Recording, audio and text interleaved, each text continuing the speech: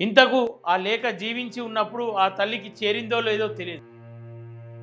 ఆ తల్లి ఆ లేఖను చూస్తే మరింత ఆరోగ్యానికి గురైతుండెను, లేదంటే ఇంత సంతోషానికి గురైతుండెను. ఆ కొడుకు మాటలు విన్నదో లేదో ఆ తల్లి అని చెప్పేసి నిజంగా కంటతడి పెట్టించేటువంటి అక్షరాలు అవన్నీ. అంటే ఇప్పటి సమాజానికి, ఇప్పటి జనరేషన్కి తల్లిదండ్రుల కష్టం తెలియదు. నమస్తే, welcome to plus TV Telangana. దేశవ్యాప్తంగా ఆపరేషన్ కగార్ ఎట్లా కొనసాగుతుందో అందరు చూసిర్రు. ఈ మధ్యకాలంలో హిడ్మా కావచ్చు, ఇంకా అనేక మంది మరణం.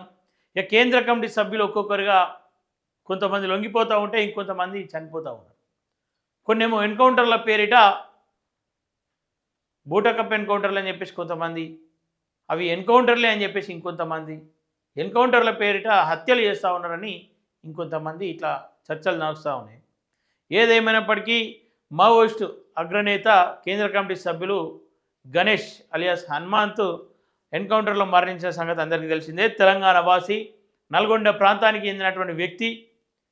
మావోయిజానికి పెట్టిన పేరు నల్గొండ అని చెప్పేసి అంటారు. ఏ పోరాటమైన ఆ ప్రాంతం నుండి చాలా బలంగా ఉవ్వెత్తున ఊసిపడుతుందని చెప్పేసి చాలామంది గతంలో చెప్తున్నటువంటి చరిత్ర. అదే ప్రాంతానికి చెందినటువంటి వ్యక్తి గణేష్ అలియాస్ హనుమంత్. ఆయన మరణం తర్వాత ఒక లేఖ అయితే బయటకు విడుదలైంది. ఆయన 2022 నవంబర్లో వాళ్ళ తల్లికి రాసినటువంటి లేఖ చాలా భావోద్వేగానికి గురి చేస్తూ ఉంది. వాళ్ళ తండ్రి చివరి చూపు కూడా చూడకుండా, వాళ్ళ తండ్రి మరణిస్తే ఆ చివరి చూపు చూడకుండా ఆయన పడ్డటువంటి యతన, ఆయనను సంతోషపెట్టినటువంటి అంశాలు, ఆయనను మావోయిస్టుగా మలిచినటువంటి అనేక అంశాలు ఆ లేఖలో పూర్తిగా తల్లికి చెప్తూ వివరించడం జరిగింది. ఒకసారి ఆ లేఖ చూసే ప్రయత్నం చేద్దాం. ఓకే.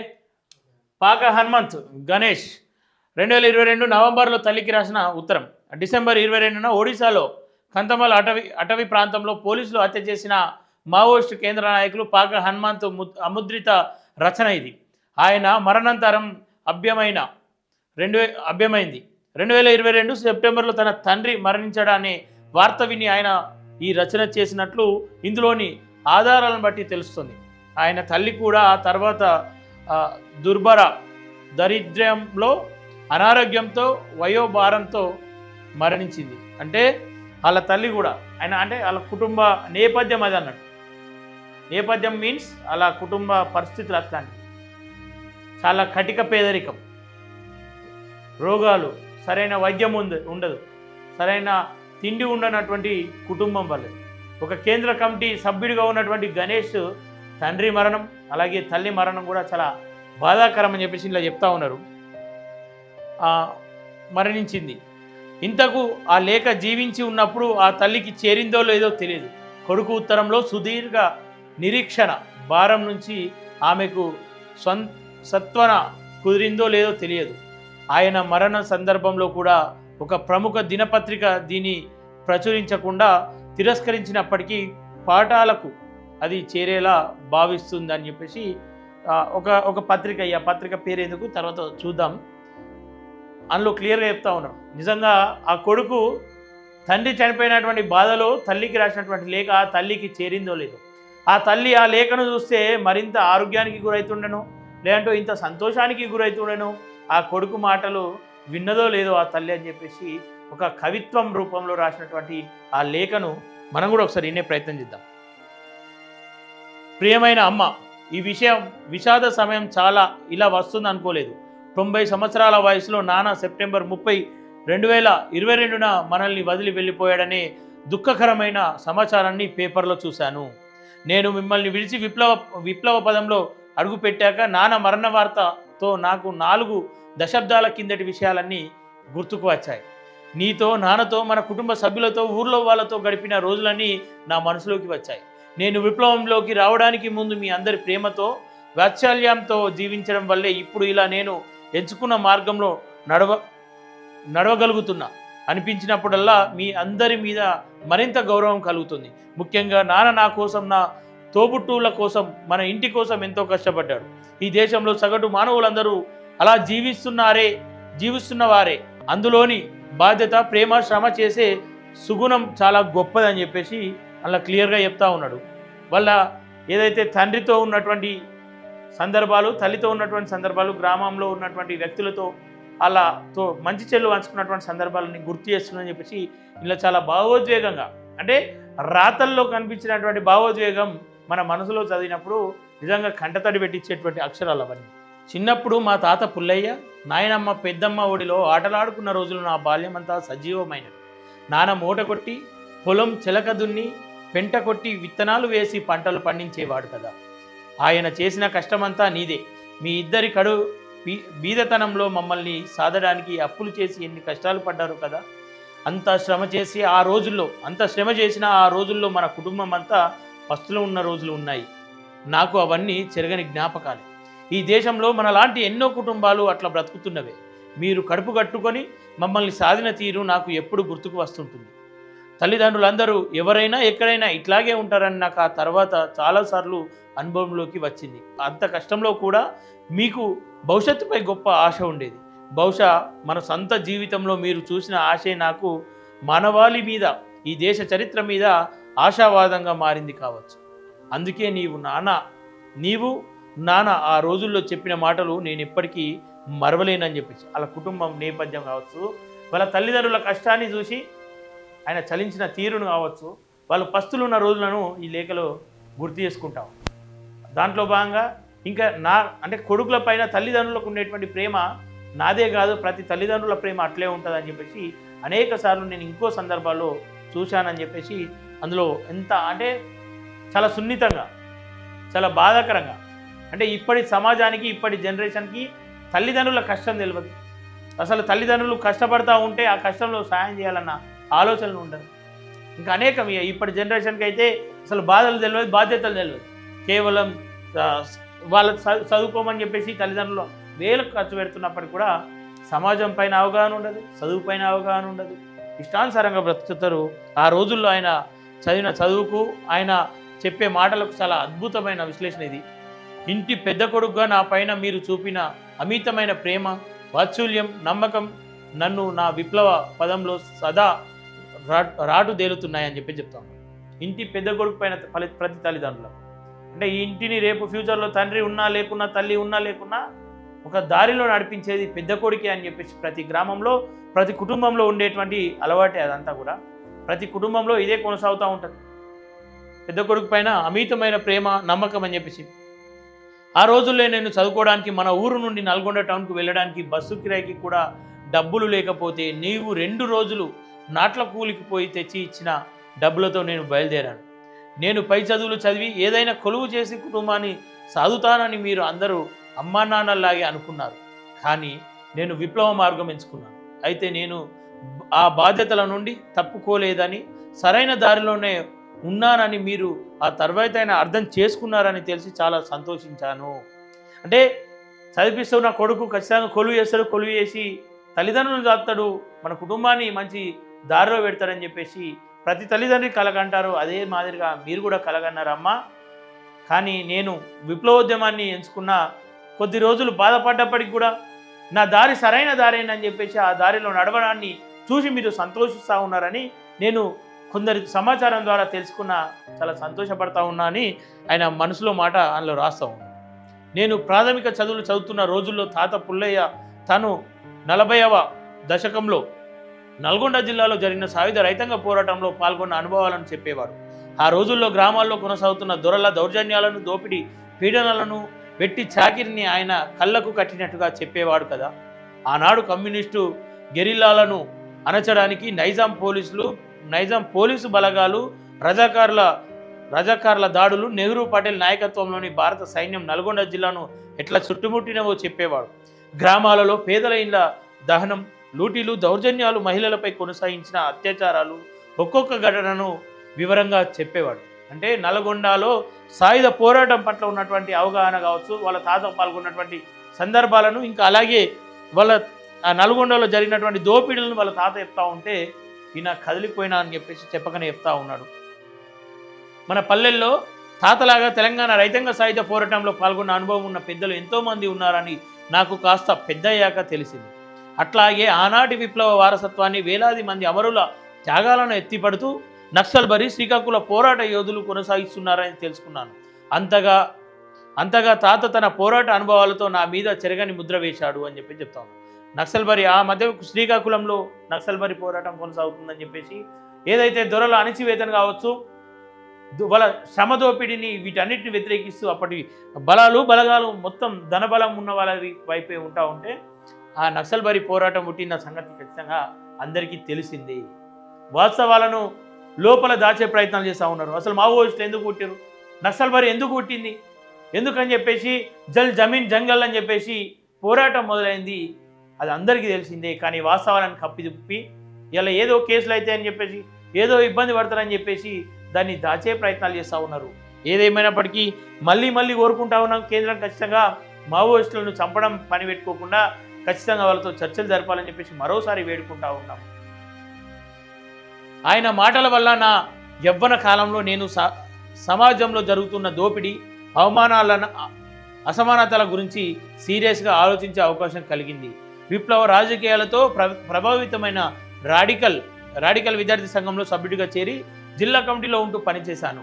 1981లో కాలేజీలో డిగ్రీ చదువుతూ కాలేజీ చదువులను మధ్యలో వదిలేసి మనలాంటి పేద ప్రజల బ్రతుకులు బాగుపడాలని, కోట్లాది పేద రైతులను, మీలాంటి తల్లిదండ్రులను, ప్రజలను దోపిడీ పీడనల నుండి, మహిళలను పితా సౌమ్యం అణచివేతల నుండి, అత్యాచారాల నుండి విముక్తి చేయాలనే ఒక న్యాయమైన ఆలోచనతో విప్లవోద్యమంలోకి వెళ్ళాను. నీవు నాన్న అందించిన నిజాయితీ, శ్రమ చేసే తత్వం, తాత అందించిన పోరాట అనుభవాలు నన్ను ఇప్పటికీ నడిపిస్తున్నాయి. మీరు నేర్పిన మానవీయ విలువలు సామాజిక విలువలుగా, విప్లవ ఆదర్శాలుగా, విప్లవచరణగా నాలో మారాయని చెప్పడానికి సంతోషిస్తున్నాను. స్వార్థం లేకుండా జీవించాలనే విలువలు నా విప్లవ ప్రస్థానానికి నిత్యం గట్టిపరుస్తున్నాయని చెప్పి చెప్తాను. ఈ ఒక్క అంశం అందరూ గమనించాలి. ఒక తల్లికి రాసిన లేఖలో ఒక మావోయిస్టుగా మారినటువంటి గణేష్ అలియాస్ హనుమంత్ రాసుకొచ్చినటువంటి లేఖ. మీలాంటి ఇబ్బందులు, మీలాంటి తల్లిదండ్రులు ఎంతోమంది అసమానతలు, ఎంతోమంది మీద జరుగుతున్న అఘాయిత్యాలు, ఆత్మహత్యలు, ఇంకా అలా క్లియర్గా డెప్త్గా చెప్పిండు. చర్చబడుతున్న మహిళలకు ఫ్రీడమ్ ఇవ్వడానికే నేను ఈ బాట ఎంచుకున్నానమ్మా అని చెప్పి చెప్తాను. ఆ తల్లికి ఏం సంపాదించి పెట్టలే, ఆయన ఆ బాటలోకి వెళ్ళి ఆయన స్వతహా ఏం సంపాదించి పెట్టుకోలే. ఒకవేళ సంపాదించుకున్న వాళ్ళకి క్లారిటీ ఉంది, ఎప్పుడు పోతాయో తెలియని ప్రాణాలకు ఈ ధనం ఎందుకు, ఈ ధాన్యం ఎందుకు అని చెప్పేసి. కష్టపడ్డ వాడికే భూమి దక్కాలన్న పోరాటాలు, ఈ అడవులను సురక్షితంగా కాపాడాలన్న పోరాటాలు, ఈ పేద ప్రజలకు న్యాయంగా అందాల్సిన హక్కులు అందాలని చెప్పేసి పోరాటాలు, దున్నేగా అందే భూమి అని చెప్పేసి పోరాటాలు చేసిన గొప్ప చరిత్ర వాళ్ళదని చెప్పేసి ఆయన చెప్తా ఉన్నాడు. ఈ 40 ఏళ్ళ పోలీసు బలగాలు అనేక సార్లు మన ఇంటిపై దాడులు చేసి మిమ్మల్ని ఇబ్బంది పెట్టినట్లు నేను తెలుసుకున్నాను. ముఖ్యంగా నాన్నను చుండూరు పోలీస్ స్టేషన్ తీసుకెళ్లి నా ఆచూకీ కోసం అవమానపరుస్తూ హింసించారు. నన్ను లొంగిపోమ్మని పత్రికా ముఖంగా ప్రకటించాలని నాన్నను ఎన్నిసార్లు వేధించినప్పటికీ ఆయన తలవంచలేదు. ఒక్క విషయంలో స్పష్టత ఉంటే, ఎన్ని కష్టాలు వచ్చిన దానికోసం నిలబడి ఉండాలనే విలువలను ఆయన తన సొంత జీవితంలో పాటించారు. నా వల్ల వచ్చిన నిర్బంధాన్ని తట్టుకునే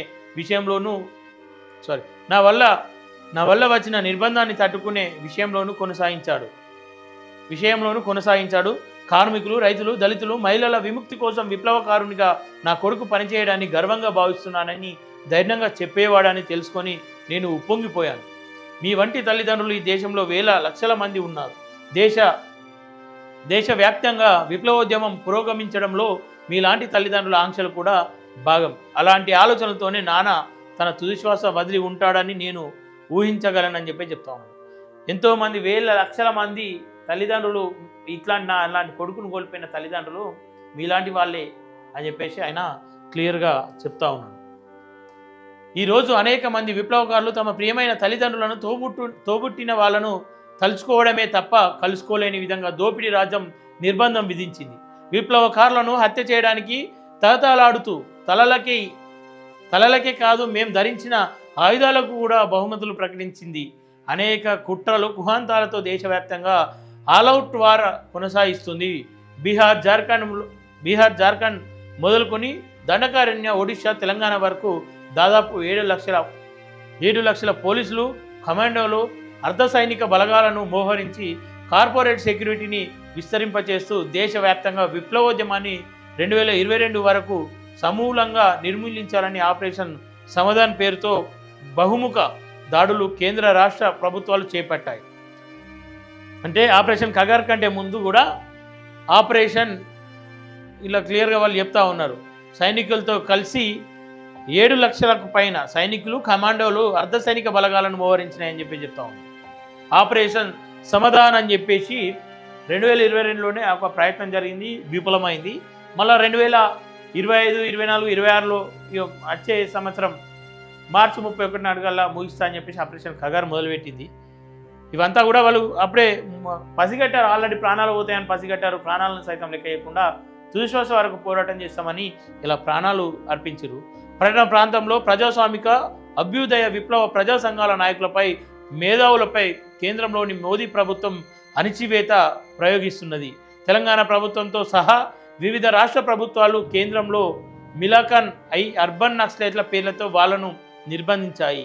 దేశ విదేశీ కార్పొరేట్ సంస్థల దోపిడీ కోసం ప్రభుత్వాలు అమలు చేసిన ఈ విధానాలను వ్యతిరేకిస్తూ పోరాడుతున్న ఆదివాసుల మీద అర్ధ సైనిక బలగాలను పోలీస్ కమాండోలు యుద్ధం చేస్తున్నాయి. డ్రోన్ల ద్వారా బాంబులను గుమ్మరిస్తున్నాయి. ఈ ఫాసిస్టు నిర్బంధం మూలంగా రక్త సంబంధికులు మరణించిన సందర్భంలో కూడా మేము మిమ్మల్ని కలవలేకపోతున్నాం. విప్లవకారులు అమరులైనప్పుడు, వాళ్ళ రక్త సంబంధికులు చనిపోయినప్పుడు ఎందరో ప్రజలు ప్రజా సంఘాల సభ్యులు కలిసి అంతిమ వీడ్కోలు పలికే సాంప్రదాయం చాలా ఏళ్ళుగా కొనసాగుతుంది. నాన్నను కూడా అట్లే గౌరవంగా సాగనంపారని తెలిసి ఈ విషయంలో కూడా సంతోషం కలిగింది. వాళ్ళందరికీ విప్లవాది వందనాలు తెలియజేస్తూ ఉంటున్నాను అని చెప్పేసి నీ బిడ్డ పి హనుమంతు, కేంద్ర కమిటీ సభ్యుడు 15 నవంబర్ 2022 అని చెప్పేసి అలా క్లియర్గా అనిపిస్తుంది. ఇది ఆయన చనిపోకముందు, ఆయన తండ్రి చనిపోతే రాసినటువంటి లేఖ. ఒకసారి క్లియర్గా సమాజం కూడా ఆలోచించాలి.